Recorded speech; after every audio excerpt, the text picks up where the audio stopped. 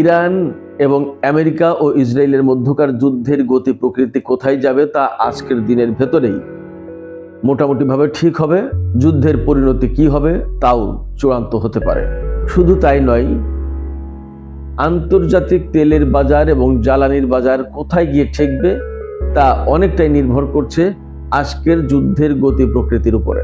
এছাড়া চলমান যে যুদ্ধ, এই যুদ্ধের মধ্য দিয়েই ঠিক হবে রাশিয়া এবং চীনের ভবিষ্যৎ রাজনৈতিক অবস্থান, বিশ্ব রাজনীতির অঙ্গনে এই দুটি দেশের অবস্থা কি হবে এবং তাদের অস্ত্রবাজার ও সামরিক সক্ষমতা কোথায় যাবে। এই যুদ্ধের মধ্য দিয়ে তা মোটামুটি ঠিক হবে। সুপ্রিয় দর্শক, আসসালামু আলাইকুম। দর্শক, আমি যে তিনটি পয়েন্ট বলেছি, এই তিনটি পয়েন্ট খুবই গুরুগম্ভীর বিশ্লেষণের দাবি রাখে। আমি চেষ্টা করব আমার সাধ্যমতো এই তিনটি পয়েন্ট নিয়ে আলোচনা করার জন্য। তবে তার আগে দুটো বিষয় আমি আপনাদেরকে একটু জানাই। এই দুটো বিষয় জানিয়ে তারপরে মূল আলোচনায় চলে যাব ওই তিনটি পয়েন্ট নিয়ে। দুটো বিষয় জানাতে চাই। একটা খবর হচ্ছে যে গতকালকে ইরান আরও একটি F-35 যুদ্ধ বিমান ভূপাতিত করেছে এবং তার পাইলটকে আটক করেছে বলে দাবি করেছে।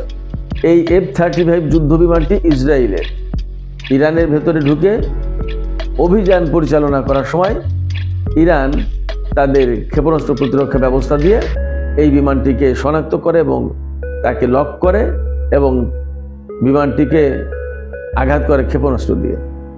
এরপরে বিমানটি বিধ্বস্ত হয় এবং পাইলটকে আটক করে ইরানের IRGC এমন দাবি করেছে। আর ইসরায়েল বলেছে তাদের কোনো বিমান ধ্বংস হয়নি, কোনো পাইলট আটক হয়নি। আসলে বাস্তবতা কি সেটা একটু সময় নিয়ে হয়তো জানা যাবে। তবে একটা কথা বলি, ইসরায়েল এবং আমেরিকা এইরকম ক্ষয়ক্ষতির কথা সহজে স্বীকার করতে চায় না। এরই মধ্যে তো আপনারা নিশ্চয়ই জেনেছেন যুদ্ধের যে পরিস্থিতি তারা যা বলে তাতে মনে হয় যেন একেবারে ইরানের সব কিছু ধ্বংস হয়ে গেছে, ইরানের আর কোনো অস্তিত্ব নেই। তারা যে কোনো সময় ইরান দখল করে নেবে এবং ইরানে তাদের মতো করে একটা সরকার বসাবে, ব্যাপারটা এরকম। কিন্তু আমরা দেখতে পাচ্ছি কাজে কর্মে বাস্তবতায় পরিস্থিতি কিন্তু ভিন্ন। সেক্ষেত্রে ইরানের দাবি সঠিক নাকি ইসরায়েলের দাবি সঠিক হয়তো আর একটু সময় লাগবে। আমি যখন কথা বলছি হয়তো এই ভিডিও সম্প্রচার যখন হয়ে যাবে তার ভেতর হয়তো আরও পরিষ্কার তথ্য এসে যাবে। আমরা অপেক্ষা করি। আর একটা খবর আমি আপনাদের সাথে শেয়ার করি। এই বিষয়টার প্রেক্ষাপট নিয়ে আমি একদিন একটা পুরো ভিডিও করবো ইনশাআল্লাহ। যে খবরটা নিয়ে এখন আলাপ করতে চাচ্ছি সেটা হচ্ছে যে লোহিত সাগরে আমেরিকার একটি ক্ষেপণাস্ত্রবাহী জাহাজ ডুবিয়ে দিয়েছে ইয়েমেনের হুতি যোদ্ধারা। এই জাহাজে নাকি 30,000 ক্ষেপণাস্ত্র ছিল, বিশেষ করে ইন্টারসেপ্টর, যে ক্ষেপণাস্ত্রের মূল্য প্রায় $5,800 কোটি। $5,800 কোটি, তার মানে $58 বিলিয়ন। এটা কোনো সাধারণ কোনো ব্যাপার না। আমাদের বাংলাদেশে যেখানে রিজার্ভ $3,000 কোটি হলে আমরা বিরাট একটা কিছু মনে করি যে অনেক বড় ব্যাপার, আর সেখানে শুধু একটা ক্ষেপণাস্ত্রবাহী জাহাজ ডুবে গেছে যাতে $58 বিলিয়ন। অর্থাৎ আমাদের যে রিজার্ভ ধরেন $3,000 কোটি আমাদের রিজার্ভ যদি থাকে তো তার জাস্ট প্রায় ডাবল এক জাহাজেই ডুবিয়েছে ইয়েমেনের হুতি যোদ্ধারা। এই খবরটা মেইন স্ট্রিম কোনো মিডিয়াতে আমি দেখছি না, এটা মূলত সোশ্যাল মিডিয়ার খবর। এবং আমরা এটাও দেখতে পাচ্ছি যে মেইন স্ট্রিমে অনেক খবর কিন্তু আসছে না, বাট সোশ্যাল মিডিয়ায় যে সমস্ত খবর আসছে পরবর্তীতে দেখা যাচ্ছে সেই খবরই সঠিক হয়ে যাচ্ছে, সত্য হয়ে যাচ্ছে। আর একটা জিনিস আমি আপনাদেরকে বলি যে মধ্যপ্রাচ্যে যুদ্ধ করতে এসে আমেরিকা এবং ইসরায়েল সবারই ব্যাপকভাবে ইন্টারসেপ্টর ধ্বংস হয়ে গেছে, শেষ হয়ে গেছে ইরানের ক্ষেপণাস্ত্র এবং ড্রোন হামলা মোকাবেলা করতে গিয়ে। ফলে ইন্টারসেপ্টর আনতেই পারে এবং এই ধরনের খবর অসম্ভব কিছু না। তো ছোট্ট করে একটু বলি যে এই যে ইয়েমেনের হুতিরা, এরা কিন্তু এই যে মধ্যপ্রাচ্যে যে চলমান যুদ্ধ, মধ্যপ্রাচ্যে যে সামগ্রিক রাজনীতি এবং বিশ্ব রাজনীতির কেন্দ্রবিন্দু যদি মধ্যপ্রাচ্য হয়, তাহলে এই মধ্যপ্রাচ্যের একটা গুরুত্বপূর্ণ রাজনীতির একটা গুরুত্বপূর্ণ পার্ট হচ্ছে এই ইয়েমেন এবং হুতি। এটা নিয়ে আমি খুব শিগগিরই একটা বিস্তারিত আলোচনা করব আশা করি। শুধু আজকের এই খবরটুকু জেনে রাখুন, ইয়েমেন, বাব আল মানদেব প্রণালী, হুতি যোদ্ধা এবং লোহিত সাগর খুবই গুরুত্বপূর্ণ। তার ছোট্ট একটা নজির দেখিয়েছে, যদি সত্যি সত্যি 30,000 ইন্টারসেপ্টরবাহী মার্কিন জাহাজকে তারা ডুবিয়ে দিয়ে থাকে, তাহলে এটা অনেক বড় ফ্যাক্টর হয়ে যাচ্ছে, আপনারা নিশ্চিত থাকুন। দর্শক, এবার আমি সেই মূল 3টি পয়েন্টে চলে যাচ্ছি, সেগুলো নিয়ে প্রাসঙ্গিক আলোচনা করার চেষ্টা করছি। আশা করি সঙ্গেই থাকবেন, খুবই ভালো লাগবে আশা করি। প্রথম কথা হচ্ছে যে আজকের ভেতরেই যুদ্ধের গতি প্রকৃতি কি হবে তা পরিষ্কার হয়ে যাবে, এবং এই যুদ্ধ কোথায় যাচ্ছে, এর পরিণতি কি হতে যাচ্ছে অনেকটা পরিষ্কার হয়ে যাবে। কেন বলছি এই কথা? বলছি এই কারণে যে Donald Trump American local time শুক্রবার সন্ধ্যায় ঘোষণা দিয়েছিলেন, আলটিমেটাম দিয়েছিলেন, 48 ঘন্টার ভেতরে ইরান যদি পরিপূর্ণভাবে হরমুজ প্রণালী খুলে না দেয়, তাহলে ইরানের সমস্ত বিদ্যুৎ কেন্দ্রে জ্বালানি অবকাঠামোয় হামলা চালিয়ে একেবারে ধ্বংস করে দেওয়া হবে। জবাবে ইরান বলেছে, আমেরিকা যদি এই ধরনের হামলা চালায় তাহলে পুরো মধ্যপ্রাচ্য অঞ্চল, বিশেষ করে ইসরায়েলকে একেবারে অন্ধকারে ডুবিয়ে দেওয়া হবে। তার মানে দুই পক্ষ এই হরমুজ প্রণালী খুলে দেওয়া না দেওয়া নিয়ে একেবারে শক্ত একটা অবস্থানে দাঁড়িয়েছে। এক পক্ষ বলছে ইরানের উপর হামলা চালানো হবে, ইরান বলছে পাল্টা জবাব দেওয়া হবে। ইরান শুধু বিদ্যুৎ অবকাঠামো বা জ্বালানি অবকাঠামোর উপর হামলা চালাবে তা না, ইরান এ কথাও বলেছে যে ইসরায়েলের যে ডিস্যালিনাইজেশন প্রজেক্ট আছে, অর্থাৎ পানি লবণাক্ত মুক্তকরণ যে প্রজেক্ট, সেই প্রজেক্ট একদম ধ্বংস করে দেওয়া হবে। আমি আপনাদেরকে জানিয়ে রাখি, ইসরায়েল যে পানি পান করে, ইসরায়েলের যে পানি ব্যবহার হয়, তার 80% সাগরের পানিকে লবণ মুক্ত করে সেই পানি পান করে। আর ইরানে এর সম্ভবত 2%, একেবারেই কম। ইরানের পানি প্রধানত আলবোর্স পর্বতমালায় যে বরফ জমে, সেই বরফ গলা পানি থেকে মূলত তারা ব্যবহারের পানি পেয়ে থাকে। এবং ইরান শুধু পানি নিজেরা পায় না, মধ্যপ্রাচ্যের বিভিন্ন দেশে পানি রপ্তানি করেও থাকে, এটাও আমি জানি। তো সেক্ষেত্রে আমেরিকা যদি ইরানের উপর হামলা চালায়, তাহলে ইরান পাল্টা হামলা চালাবে এবং যুদ্ধ ভয়াবহ আকার ধারণ করবে, এবং আন্তর্জাতিক অঙ্গনে তেলের বাজারে প্রচণ্ড রকমের প্রভাব পড়বে, প্রভাব ফেলবে। যদি হামলা চালায়, ইরান পাল্টা হামলা চালাবে এবং যুদ্ধ মারাত্মক আকারে ছড়িয়ে পড়বে। এই যুদ্ধ শুধু মধ্যপ্রাচ্য না, এর বাইরেও ছড়িয়ে পড়তে পারে। কারণ আমরা এর মধ্যে জেনেছি ব্রিটিশ সাবমেরিন আরব সাগরে এসেছে ইরানের বিরুদ্ধে যুদ্ধ যোগ দেওয়ার জন্য। আবার ব্রিটেন যদি জড়িয়ে পড়ে, তাহলে রাশিয়া, চীন বা ইরানের আরও যারা মিত্র আছে, বিশেষ করে আঞ্চলিক যে সমস্ত শক্তি, তারা কিন্তু এখনও কার্যত শুরু করেনি। শুধুমাত্র হিজবুল্লাহ অর্থাৎ লেবাননের এই যোদ্ধা গোষ্ঠী, শুধুমাত্র তারা সরাসরি ইসরায়েলের বিরুদ্ধে জড়িয়ে হয়েছে, আর বাকিরা কিন্তু এখনও কেউ ইসরায়েলের বিরুদ্ধে শুরু করে। যদি ইরানের উপরে হামলা চালায়, তাহলে ইরান প্রচণ্ড রকমের জবাব দেবে এবং যুদ্ধ অনেক বেশি বিস্তৃত হবে। এই সময় সম্ভবত মধ্যপ্রাচ্যের অনেকগুলো প্রক্সি ফোর্স জড়িয়ে যাবে। পাশাপাশি ইরানের যারা মিত্র, তারা কি করবে সেটাও বড় প্রশ্ন, সেটাও দেখার ব্যাপার। সেই কারণেই বলছি যে আজকের ভেতরেই ফয়সালা হবে, পরিষ্কার হবে যুদ্ধের গতি প্রকৃতি কোথায় যাচ্ছে আর যুদ্ধের পরিণতি কি হবে।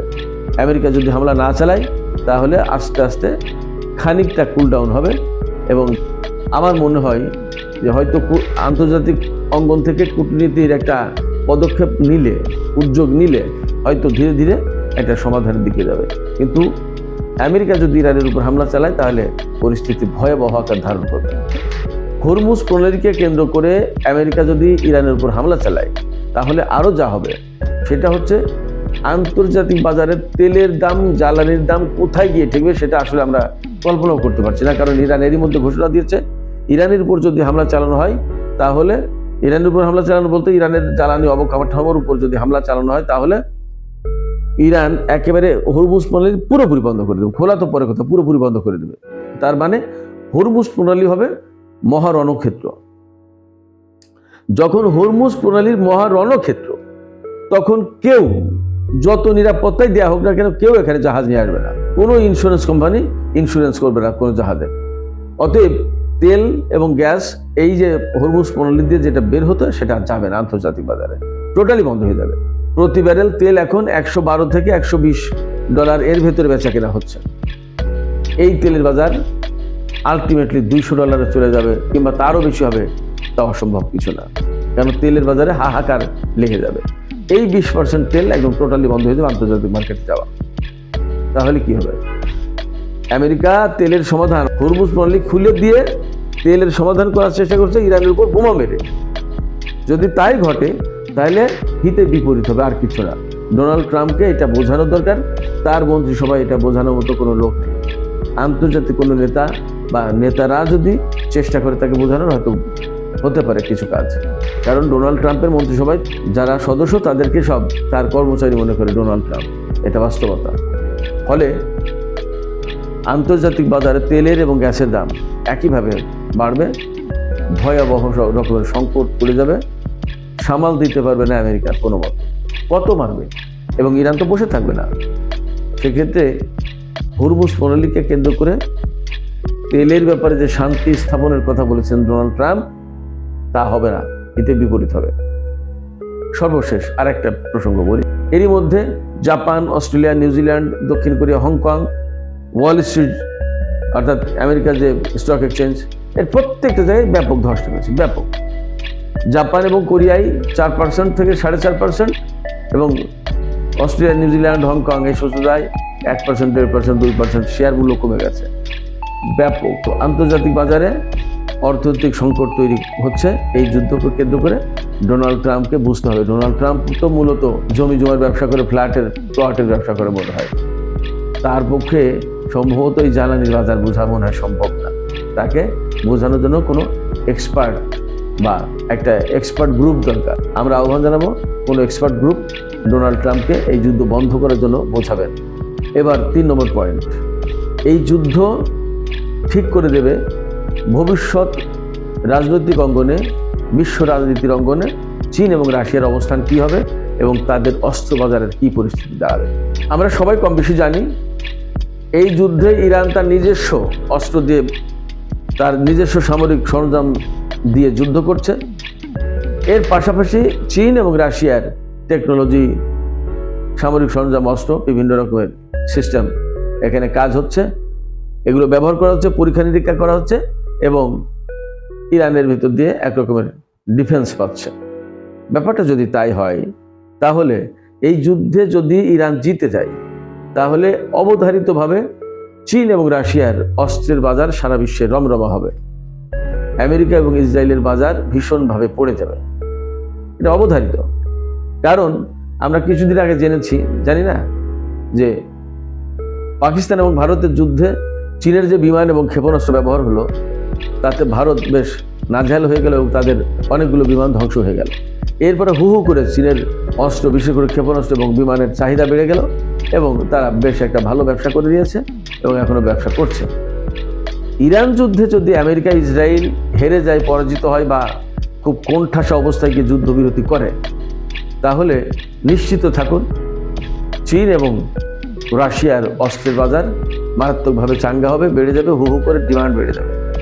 বহু দেশ চীন এবং রাশিয়ার অস্ত্রের দিকে নতুন করে ঝুঁকে যাবে।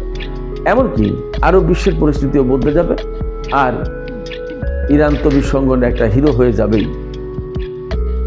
এই যে অস্ত্রের বাজার, পেট্রোডলার, এগুলো নিয়ন্ত্রণ করবে অনেকটা ইরান, রাশিয়া এবং চীন।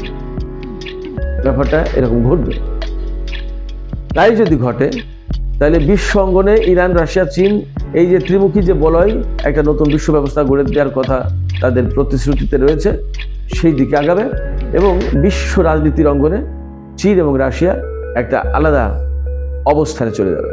একই সাথে ইরানও ভালো অবস্থানে থাকবে, তাতে কোনো সন্দেহ নেই। সেক্ষেত্রে এই যুদ্ধ ঠিক করে দেবে বিশ্বের অনেক কিছুর গতি প্রকৃতি। সুপ্রিয় দর্শক, এখনকার আলোচনা এখানে শেষ করতে চাইছি। যাবার আগে আপনাদের কাছে একটু জানতে চাই, আপনারা কি মনে করেন, আসলে এই যুদ্ধ কি বিশ্বের অনেক কিছুর গতি প্রকৃতি ঠিক করে দেবে? আপনাদের কি মনে হয় যে চীন এবং রাশিয়া আসলেই বিশ্ব সামরিক এবং রাজনীতির অঙ্গনে একটা নতুন করে বড় শক্তি হিসেবে আবির্ভূত হতে চলেছে? আপনাদের মতামত কমেন্টে জানাতে পারেন। আর ভিডিও ভালো লাগলে লাইক, কমেন্ট, শেয়ার করবেন এবং চ্যানেলটি সাবস্ক্রাইব করে আমাদের সঙ্গেই থাকবেন। আপনাদের সবাইকে অনেক অনেক ধন্যবাদ। আল্লাহ হাফেজ।